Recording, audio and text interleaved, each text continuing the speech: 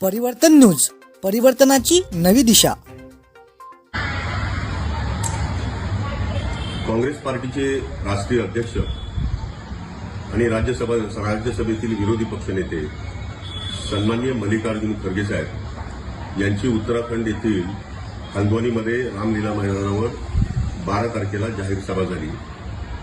ही सभा संघटनात्मक गोष्टीसाठी होती आणि त्याचबरोबर स्थानिक लेवलवर कशा पद्धतीनं काम करायचं याचं संबोधन खरगे साहेबांनी केलं. सभा संपल्यानंतर त्या ठिकाणी भारतीय जनता पार्टी पुरस्कृत काही लोक त्या ठिकाणी आले. त्यांनी स्टेजवर गेले. खरगे साहेब निघून गेल्यानंतर थोड्या वेळातच ते आले आणि मग स्टेजवर त्यांनी गोमूत्र शिंपडलं आणि तो स्टेज त्यांनी स्वच्छ केला. त्या ठिकाणी मंत्रोपचार करण्याचं काम त्यांनी केलं. या सगळ्या घटना अत्यंत निंदनीय आहेत.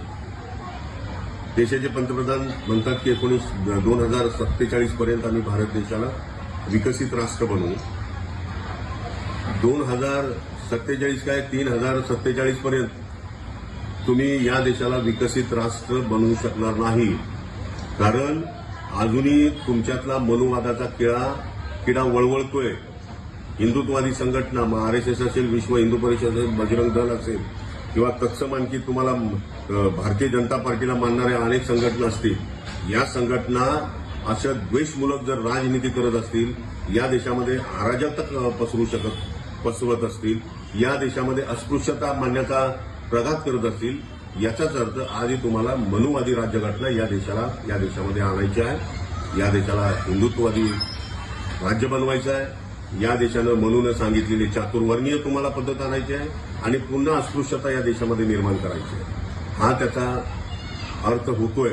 आणि म्हणून 2047 पर्यंत तुम्हाला विकसित राष्ट्र करायचं असेल तर पहिल्यांदा ही अस्पृश्यता संपवा. पहिल्यांदा जातीमध्ये धर्मामध्ये लावलेली भांडणे ही संपुष्टात आणा.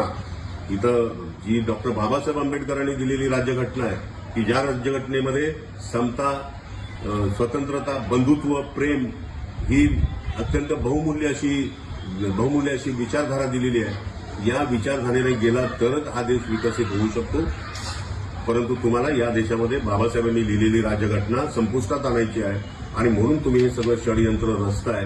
हे या देशालाच नव्हे तर जगाला माहिती आहे आणि म्हणून तुम्ही जास्त काळ अशा जातीवाद यानंतरच्या काळामध्ये करू शकत नाही आणि तुमचा जेवढा निषेध करावा तेवढा कमीच आहे. अशा पद्धतीनं निंदनीय कृत्य त्या स्टेजवर करणं म्हणजे पुन्हा एकदा अस्पृश्यता आणणं, याचा जेवढा निषेध करावा तेवढा कमी आहे. आणि म्हणून यासाठी आम्ही 18 तारखेला मंगळवार दिनांक 18 रोजी पूर्ण महाराष्ट्र राज्यातल्या सर्व जिल्ह्यांवर काँग्रेसच्या वतीनं, भीमशक्तीच्या वतीनं आणि संविधानाला मानणारी जी जनता आहे या सगळ्या जनतेच्या वतीनं आम्ही या ठिकाणी धरणं आंदोलन करतोय. आम्ही भारतीय जनता पार्टीचं पिंडदान करतोय आणि पिंडदान करत असताना आम्ही केशवपन सुद्धा करतोय.